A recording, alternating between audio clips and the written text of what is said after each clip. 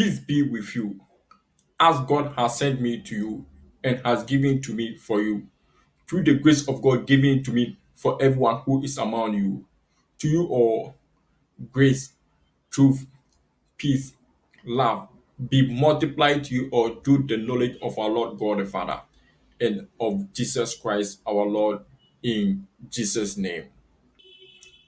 Today, I'll be ministering the gospel of Christ about the gentleness and meekness of God.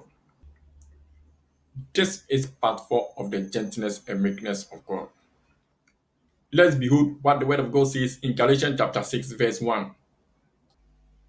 Galatians chapter 6, verse 1. Brethren, if a man is overtaken in any trespass, you who are spiritual, restore such a one in a spirit of gentleness, considering yourself, lest you also be tempted by the gentleness and meekness of God. The Spirit of God in us gives us the power to utilize madness with strength or power under control, which use faith to yield transport of the soul, divinely balanced in spirit, and to restore, edify, and not to destroy. Moreover, when we come to people, being absent in body from them, let's be present with them with the spirit of gentleness, meekness in us. The spirit of God in us uses sharpening according to the power which the Lord has given to us for correction, edification, restoration, and not for distraction.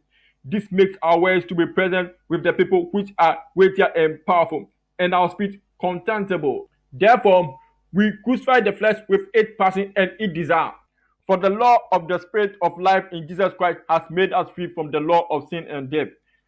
For what the law could not do in that the law was weak through the flesh, God did by sending his own Son in the likeness of a sinful flesh on account of sin to condemn sin in the flesh, that the righteous requirement of the law might be fulfilled in us who do not walk according to the flesh but according to the Spirit.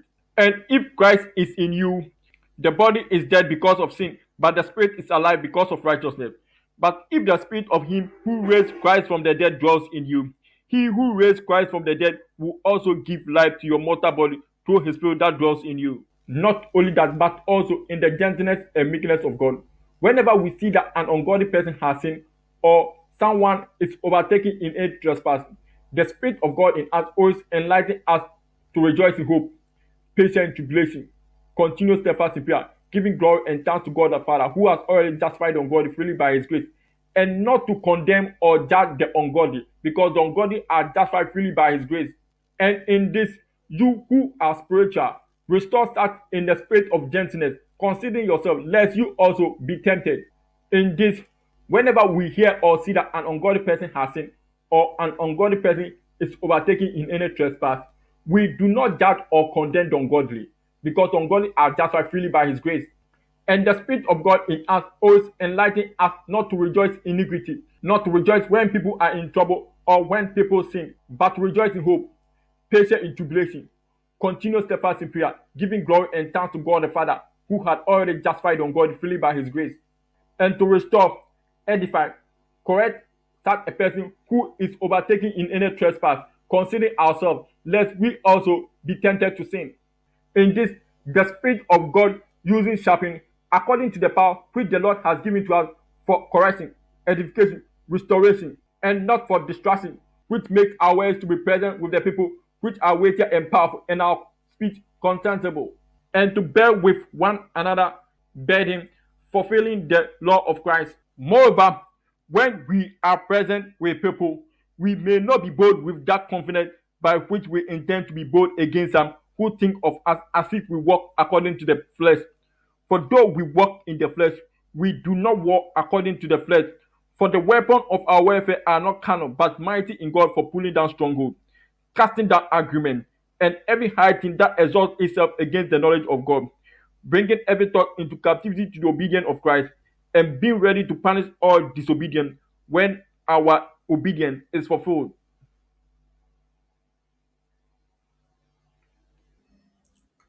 Let's continue to behold what the word of God says in 2 Corinthians chapter 2, verse 6 to verse 7.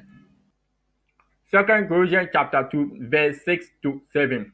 This punishment which was afflicted by the majority is sufficient for such a man. So that, on the contrary, you ought rather to forgive and comfort him, lest perhaps such a one be swallowed up with too much sorrow. Now, it happened that by the gentleness and meekness of God that was in Apostle Paul, made Apostle Paul to be determined within himself that he will not come again to the people in sorrow. For if he makes the people sorrowful, then who is he who makes him glad but the one who is made sorrowful by him? And Apostle Paul wrote this very thing to the people, lest when he comes to the people, he should not have sorrow over those from whom he ought to have joy, having confidence in them all that his joy is the joy of them all.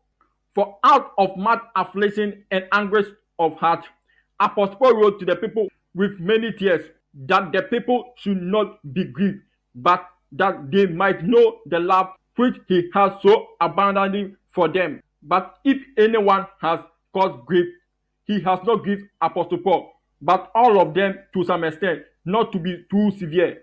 For this punishment which was afflicted by the majority is sufficient for such a man, so that on the contrary, the people ought rather to forgive and comfort him, lest perhaps such a one be swallowed up with too much sorrow.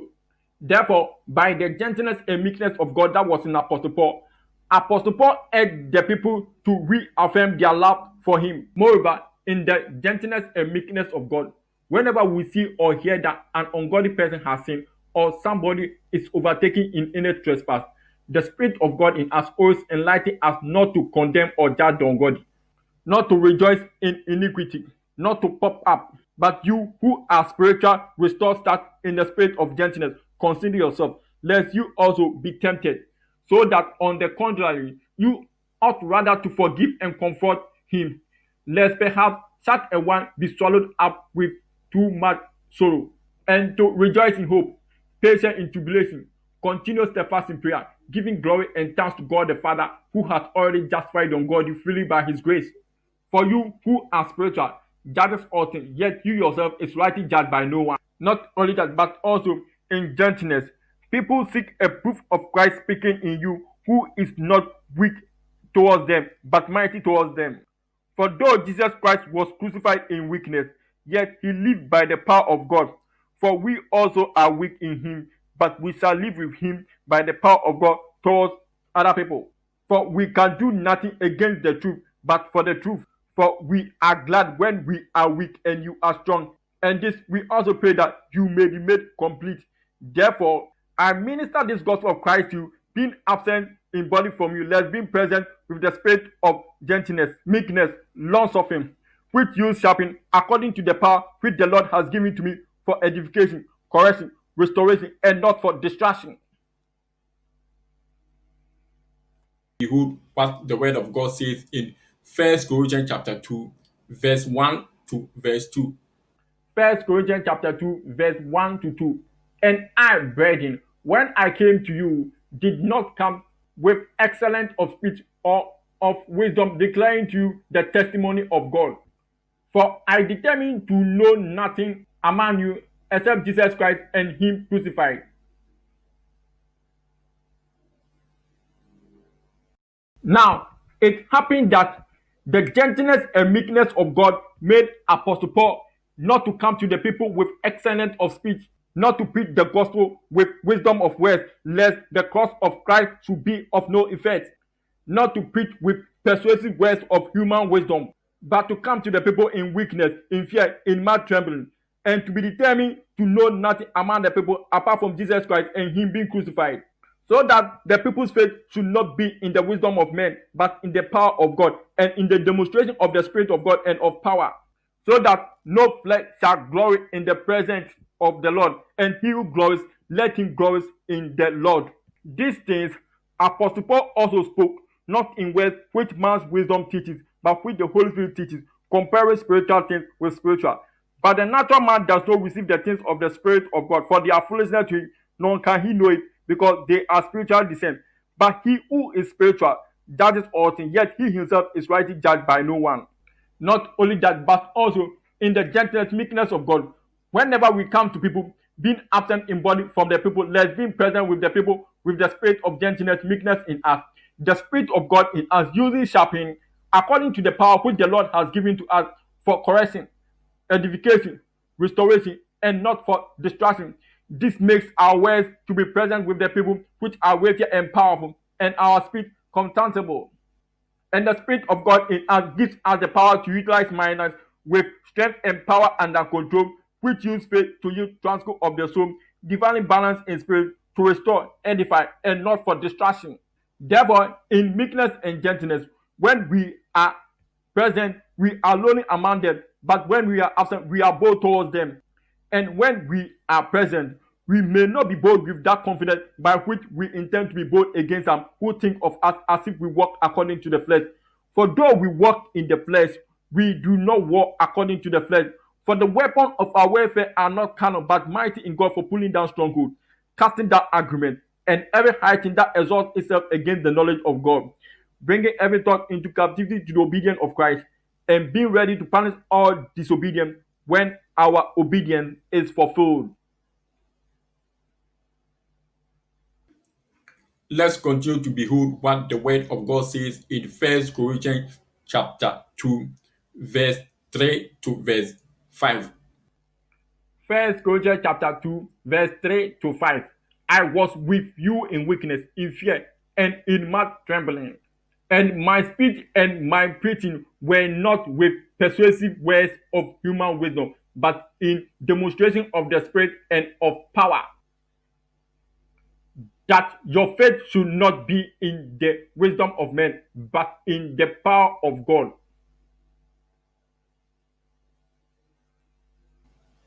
The gentleness, meekness of God make us to crucify the flesh with its passion and its desire. And in this, the Spirit of God gives us power to utilize madness with strength and power under control, which use faith to use transfer of the soul, divine balance in spirit to restore, edify, and not for distraction. Moreover, by the meekness and gentleness of God that was in Apostle Paul, made Apostle Paul to preach the gospel of Christ, not with wisdom of words, lest the cross of Christ should be of no effect. Made Apostle Paul to preach the gospel, not with persuasive words of human wisdom, and to come to the people, not with excellence of speech. In this, the gentleness and meekness of God in Apostle Paul made Apostle Paul to come to the people in weakness, in fear, and in much trembling, and to be determined to know nothing among the people apart from Jesus Christ and Him being crucified, so that the people's faith should not be in the wisdom of men, but in the power of God and in the demonstration of the Spirit of God and of power. Likewise, we also, by the gentleness and meekness of God that Apostle Paul demonstrated towards us, likewise, we also demonstrate the same towards other people. We come to people in weakness, in fear, and in much trembling, and we are determined to know nothing among the people apart from Jesus Christ and Him being crucified. And we do not come to people with excellence of speech, words of human wisdom, persuasive words of human wisdom, wisdom of men, lest the cross of Christ should be of no effect. For Christ did not send us to baptize in our name, but to preach the gospel, not with wisdom of words, lest the cross of Christ should be of no effect, but to come to people in weakness, in fear, in much trembling, which using sharpening, according to the power which the Lord has given to us for edification, correction, restoration, and not for distraction, so that the people's faith should not be in the wisdom of men, but in the power of God, and in the demonstration of the Spirit of God and of power. In this, we crucify the flesh with its passion and its desire. For what the law could not do in that, the law was weak through the flesh, God did by sending His own Son in the likeness of a sinful flesh on account of sin to condemn sin in the flesh, that the righteous requirement of the law might be fulfilled in us who do not walk according to the flesh, but according to the Spirit. For those who live according to the flesh set their mind on things of the flesh, but to those who live according to the Spirit, the things of the Spirit. For to be carnally minded is death, but to be spiritually minded is life and peace. And if Christ is in you, the body is dead because of sin, but the spirit is alive because of righteousness. But if the spirit of him who raised Christ from the dead dwells in you, he who raised Christ from the dead will also give life to your mortal body through his spirit that dwells in you. What the word of God says in Romans chapter 8, verse 3, and Galatians chapter 5, verse 24 to 25. Romans chapter 8, verse 3. For what the law could not do in that it was weak through the flesh, God did by sending his own Son in the likeness of sinful flesh on account of sin. He condemned sin in the flesh. Galatians chapter 5, verse 24 to 25. And those who are in Christ have crucified the flesh with its passion and desire. If we live in the Spirit, let us also walk in the Spirit. In the gentleness and meekness of God, the Spirit of God in us enlighten us to walk in the Spirit, and we shall not fulfill the lust of the flesh. For the flesh lusts against the Spirit, and the Spirit against the flesh, and these are contrary to one another, so that you do not do the things that you wish. But if you are led by the Spirit, you are not under the law. And those who are in Christ Jesus has crucified the flesh with its passion and its desire. Therefore, there is now no condemnation to those who are in Christ Jesus, who do not walk according to the flesh, but according to the Spirit. For the law of the Spirit of life in Christ Jesus has made us free from the law of sin and death. For what the law could not do in that it was weak through the flesh, God did by sending his own Son in the likeness of a sinful flesh on account of sin to condemn sin in the flesh, that the righteous requirement of the law might be fulfilled in us who do not walk according to the flesh, but according to the Spirit. For those who live according to the flesh set their mind on things of the flesh, but those who live according to the Spirit, the things of the Spirit. For to be carnally minded is death, but to be spiritually minded is life and peace. But the carnal man is enmity against God, for it is not subject to the laws of God, nor indeed can be. But you are not in the flesh, but in the Spirit, if indeed the Spirit of God dwells in you. Now, if anyone does not have the Spirit of Christ, he is not of his. And if Christ is in you, the body is dead because of sin, but the Spirit is alive because of righteousness. But if the Spirit of him who raised Christ from the dead dwells in you, he who raised Christ from the dead will also give life to your mortal body through his Spirit that dwells in you. Moreover, for as many as are led by the Spirit of God are sons of God. In gentleness and spirit, whenever we come to people, being absent in body from them, let's be present with them with the spirit of gentleness in us. The Spirit of God in us uses sharpening according to the power which the Lord has given to us for correction, for edification, for restoration, and not for distraction, which gives us the power to utilize minded with strength and power under control, which use faith to use transport of the soul, divine balance in spirit, for restoration and not for distraction. Moreover, in meekness and gentleness, as we crucify the flesh with its passion and its desire, we who are the first fruit of the Spirit, even we ourselves, we groan within ourselves, eagerly waiting for the adoption, the redemption of our body. For we were saved in this hope, but hope that is sin is not hope. For why does one still hope for what he sees? But if we hope for what we do not see, we eagerly wait for it with perseverance. Likewise, the Spirit help us in our weakness, for we do not know what we should pray for as we ought to. But the Spirit make intercession for us with glory which cannot be uttered. Now he who searches the heart knows what the mind of the Spirit is, and make intercession for us according to the will of God. And we know that all things work together for good to those who love God, to those who are called according to his purpose.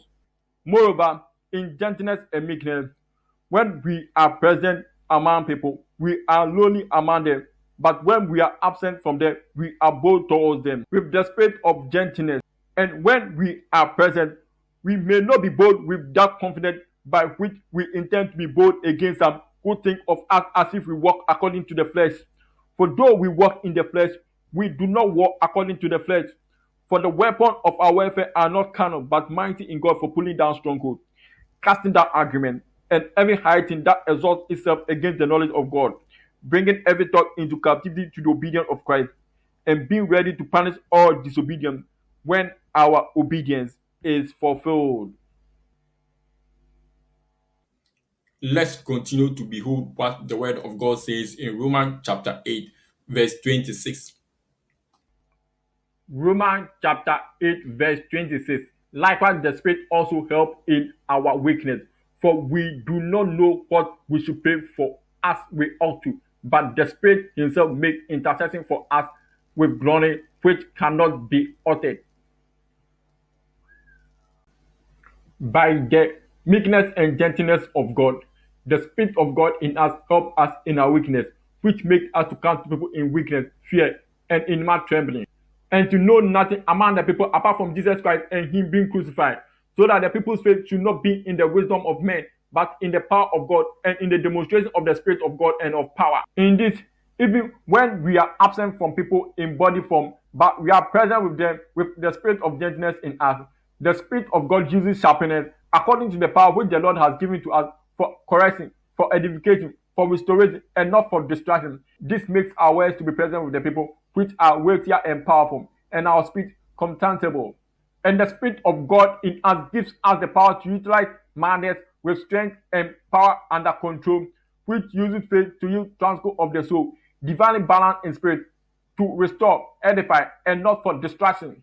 Moreover, in gentleness, God's grace is sufficient for us, and His strength is made perfect in our weakness. Therefore, most gladly, we rather boast in our infirmity, in our reproach, temptation, trial, persecution, that the power of Christ may rest upon us. And we take pleasures in infirmity, reproach, need, persecution, distress, temptation, for Jesus Christ's sake. For when we are weak, then we are strong. Even whilst we are in the midst of tribulation, temptation, trial, persecution, and we are in weakness, we rejoice in hope, patience in tribulation, continue steadfast in prayer, giving glory and thanks to God the Father in Jesus' name. And we have peace with God through our Lord Jesus Christ, through whom also we also have access by faith into this grace in which we stand and rejoice in hope of the glory of God. Not only that, but also we glory in tribulation, knowing that tribulation produces perseverance, perseverance produces character, and character produces hope. Now hope does not disappoint because of the love of God who was poured into our heart by the Holy Spirit who was given to us. Not only that, but also we also who have the first fruit of the Spirit, even we ourselves, we groan within ourselves, eagerly waiting for the adoption, the redemption of our body. For we were saved in this hope. But hope that is sin is not hope. For why does one still hope for what he sees? But if we hope for what we do not see, we eagerly wait for it with perseverance. Likewise, the Spirit of God in us help us in our weakness. For we do not know what we should pray for as we ought to. But the Spirit of God in us make intercession for us with glory which cannot be uttered. Now, he who searches the heart knows what the mind of the Spirit is and make intercession for us according to the word of God. Therefore, by the meekness and gentleness of God in us, make us crucify the flesh with its passion and its desire. And people seek the proof of Christ speaking in us, who is not weak towards them, but mighty in them, which uses sharpness, according to the power which the Lord has given to us for correction, edification, restoration, and not for distraction. For though Christ was crucified in weakness, yet he lived by the power of God. For we also are weak in him, but we shall live with him by the power of God towards you. For we are glad when we are weak and you are strong and this. We also pray that you may be made complete. Therefore, I minister this gospel of Christ to you, being absent from you in body form, but being present with you with the spirit of gentleness, meekness, love, long suffering, which uses sharpening, according to the power which the Lord has given to me for edification, for restoration, for correction, and not for distraction.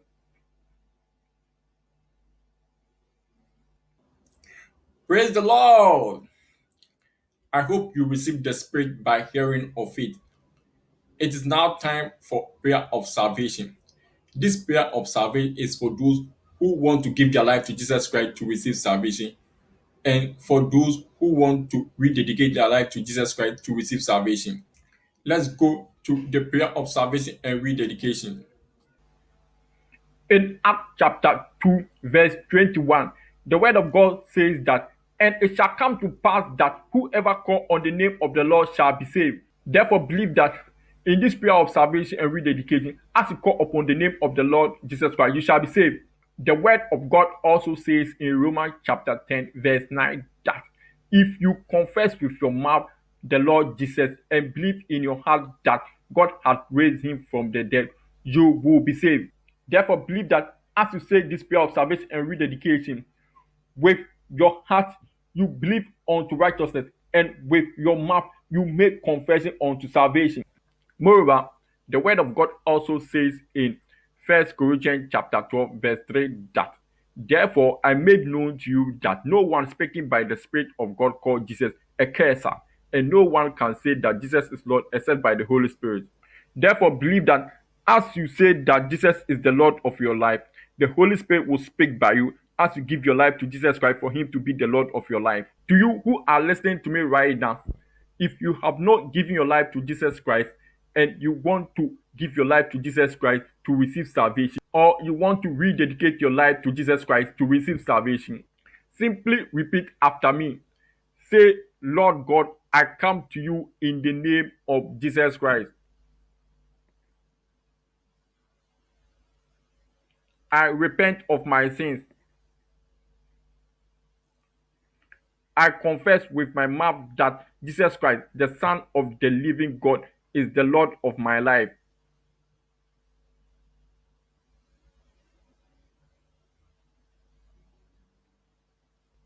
I believe Jesus died for me and God has raised him from the dead to save me.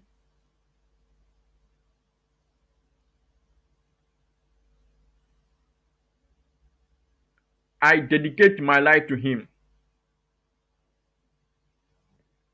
I am born again. Thank you, Lord, for saving my soul, and I have received eternal life into my spirit in Jesus' name.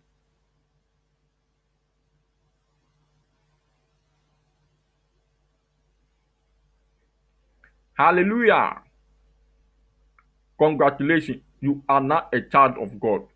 If you have not been baptized, I encourage you to find a local church for you to baptize by complete body immersion in water.